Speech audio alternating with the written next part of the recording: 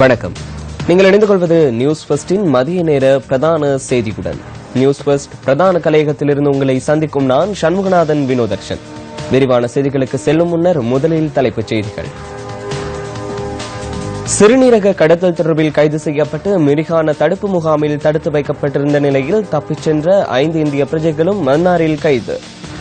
இந்தியாவின் தனுஷ்கோடிக்கும் இலங்கையின் தலைமன்னாருக்கும் இடையே பாலம் அமைப்பதற்கு இந்தியா தயாராகவே இருக்கின்றது. மத்திய இணை அமைச்சர் தெரிவிப்பு. அமெரிக்காவின் புதிய ஜனாதிபதியாக தெரிவான டொனால்டு டிரம்புக்கு எதிர்ப்பு தெரிவித்து 2வது நாளாகவும் பல நகரங்களில் ஆர்ப்பாட்டங்கள் முன்னெடுப்பு.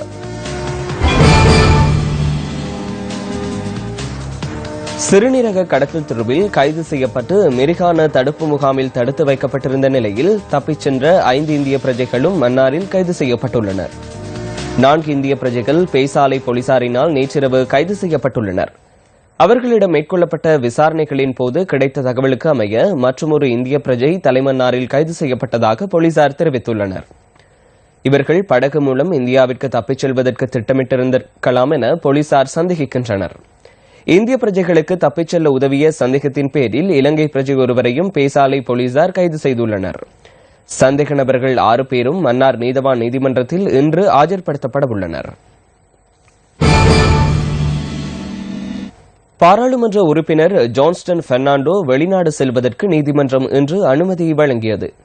தனது மனைவியுடன் மருத்துவ சிகிச்சைகளுக்காக சிங்கப்பூருக்கு செல்ல அனுமதி அளிக்குமாறு பாராளுமன்ற உறுப்பினர் கொழும்பு பிரதம நீதவான் நீதிமன்றத்தில் இன்று கோரிக்கை விடுத்திருந்தார். இந்த கோரிக்கையை ஏற்றுக்கொண்ட பிரதம நீதவான் பாராளுமன்ற உறுப்பினர் எதிர்வரும் 14ஆம் திகதி முதல் 18ஆம் திகதி வரையான காலப்பகுதியில் வெளிநாடு செல்வதற்கு அனுமதி வழங்கியுள்ளார். நீதிமன்ற பொறுப்பில் இருந்த கடவுச்சீட்டையும் அவரிடம் கையளிக்குமாறு நீதவான் உத்தரவிட்டுள்ளார் என 2010ஆம் ஆண்டிலிருந்து 2014ஆம் ஆண்டு வரையான காலப்பகுதியில் சொத்துக்கள் தொடர்பிலான தகவல்களை சமர்ப்பிக்க தவறியதாக தெரிவித்து பாராளுமன்ற உறுப்பினர் ஜான்ஸ்டன் பெர்னாண்டோவிற்கு எதிராக லஞ்ச ஊழல் ஆணைக்குழு வழக்கு தாக்கல் செய்திருந்தது. இந்த வழக்கு விசாரணைகளின் போது பாராளுமன்ற உறுப்பினர் வெளிநாடு செல்வதற்கு நீதிமன்றம் தடை விதித்திருந்தமையும் குறிப்பிடத்தக்கது. இந்தியாவின் தனுஷ்கோடிக்கும் இலங்கையின் தலைமன்னாருக்கும் இடையே பாலம் அமைப்பதற்கு இந்தியா தயாராகவே இருப்பதாக மத்திய இணை அமைச்சர் பொன் ராதாகிருஷ்ணன் தெரிவித்துள்ளார். இலங்கை அரசாங்கம் சம்மதம் தெரிவித்தால் பாரதி கண்ட கனவு நிறைவேறும் என அவர் குறிப்பிட்டுள்ளார். ராமேஸ்வரத்தில் கடலரிப்பினால் பாதிக்கப்பட்ட வீதியொன்றை பார்வையிட சென்றிருந்த போதே அவர் இதனை கூறியதாக தி ஹிந்து செய்தி வெளியிட்டுள்ளது. புதுடில்லியில் நடைபெற்ற மீனவ பேச்சுவார்த்தையின் போது தமிழக இலங்கை மீனவர்களின் பிரச்சினை தொடர்பில் பேச்சுவார்த்தை மூலம் தீர்வு காண்பதற்கு இணக்கம் காணப்பட்டதாக மத்திய இணையமைச்சர் பொன் ராதாகிருஷ்ணன் தெரிவித்துள்ளார். இதன் ஒரு கட்டமாக அடுத்த வருடம் ஜனவரி 2ஆம் திகதி இரு நாடுகளினதும் வெளிவிவகார அமைச்சர்கள் மட்டத்திலான கலந்துரையாடல் நடைபெறவுள்ளதாகவும் அவர் கூறியுள்ளார். இந்த கலந்துரையாடலின் போது இலங்கையில் தடுத்து வைக்கப்பட்டுள்ள 115 படகுகளை விடுவிப்பதற்கான நடவடிக்கைகள் எடுக்கப்படும் என அவர் மேலும் குறிப்பிட்டுள்ளார். வரவு செலவு திட்டத்தின் 2ஆம் வாசிப்பு மீதான விவாதம் பாராளுமன்றத்தில் இன்று நடைபெற்று வருகின்றது. இன்றைய விவாதத்திற்கான பிரதி சபாநாயகர் திலங்க சுமதிபால தலைமையில் பாராளுமன்றம் இன்று முற்பகல் 9:30க்கு கூடியது. வரவு செலவு திட்டத்தின் 2ஆம் வாசிப்பு மீதான விவாதத்தை தமிழ் தேசிய கூட்டமைப்பின் பாராளுமன்ற உறுப்பினர் MA சுமந்திரன் ஆரம்பித்து உரையாற்றினார். நல்லிணக்க முயற்சிகளை மேற்கொள்ளும் போது அரசாங்கம் அனைத்து இன மக்கள் தொடர்பிலும் கவனத்தில் கொள்ள வேண்டியது அவசியம் என பாராளுமன்ற உறுப்பினர் தெரிவித்தார். விவாதத்தில் கலந்து கொண்டு உரையாற்றிய அமைச்சர் கபீர் ஹாசிம் தொழில் வழங்கும் வரவு செலவு திட்டத்திற்கு பதிலாக தொழில் வாய்ப்புகளை உருவாக்கும் வரவு செலவு திட்டத்தையே அரசாங்கம் சமர்ப்பித்துள்ளதாக கூறியுள்ளார். ஒருங்கிணைந்த எதிர்க்கட்சி தமது இயலாமையை மறைத்துக் கொள்வதற்கு முயற்சிப்பதாகவும் அமைச்சர் இதன்போது குற்றம் சுமத்தியுள்ளார். மக்களின் நலனை கருத்தில் கொண்டே இம்முறை வரவு செலவு திட்டம் தயாரிக்கப்பட்டுள்ளதாகவும் அவர் சுட்டிக்காட்டியுள்ளார். வரவு செலவு திட்டத்தின் 2ஆம் வாசிப்பு மீதான விவாதம் இன்று மாலை வரை நடைபெறவுள்ளது. மறைந்த தமிழ் தேசிய கூட்டமைப்பின் பாராளுமன்ற உறுப்பினர் நடராஜா ரவிராஜின் 10வது ஆண்டு நினைவு தின நிகழ்வுகள் யாழ்ப்பாணத்தில் நேற்று இடம்பெற்றன. தமிழ் தேசிய மக்கள் முன்னணியின் ஏற்பாட்டில் யாழ்ப்பாணம் கந்தர்மடம் பகுதியில் நினைவு தின நிகழ்வுகள் இடம்பெற்றன. தமிழ் தேசிய மக்கள் முன்னணியின் அரசியல் உறுப்பினர்கள் மற்றும் பொதுமக்கள் உள்ளிட்ட பலர் இந்த நிகழ்வில் கலந்து கொண்டிருந்தனர்.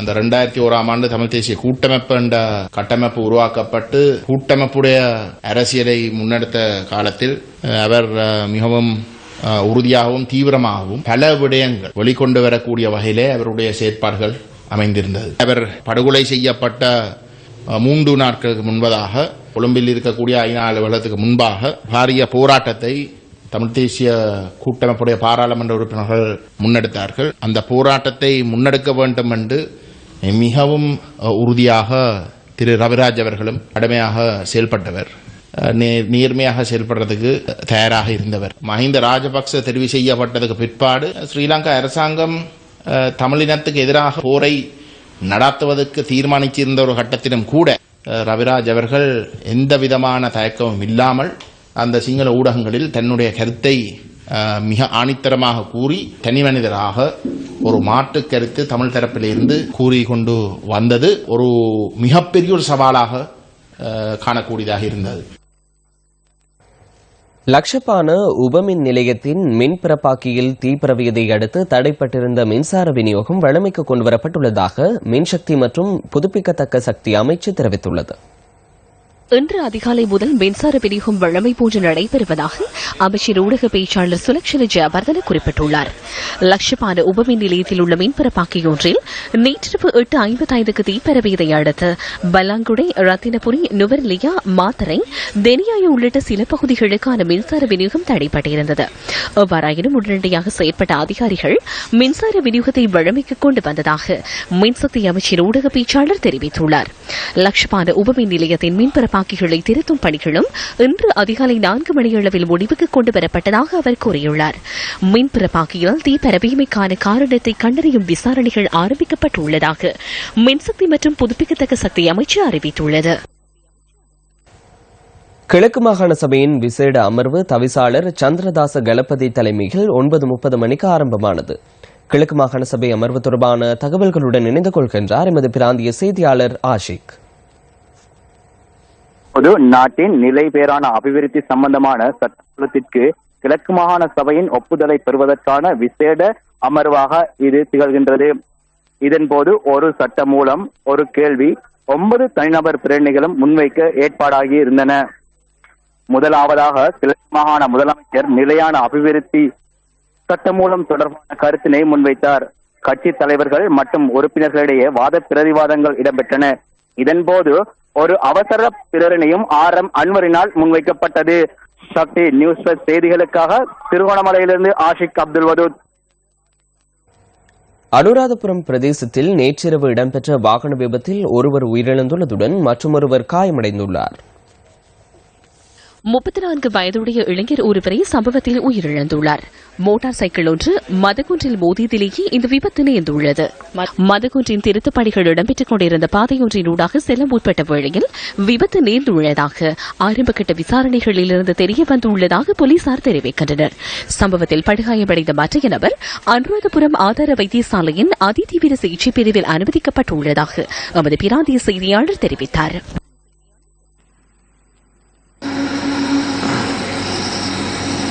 அனுராதபுரம் புத்தளம் பிரதான வீதியின் கொரக்கஹவிவ பிரதேசத்தில் இன்று காலை சிறுத்தையொன்று விபத்துக்குள்ளாகியுள்ளது.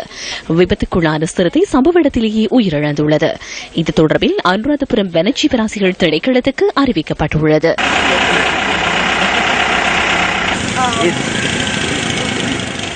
கரையோர ரயில் மார்க்கத்தின் மொரட்டுவை மற்றும் கல்கிசைக்கு இடையேயான போக்குவரத்து இன்று நள்ளிரவு முதல் எதிர்வரும் 16ஆம் தேதி வரை மூடப்பட்டிருக்கும் என ரயில் கட்டுப்பாட்டு திணைக்களம் தெரிவித்துள்ளது.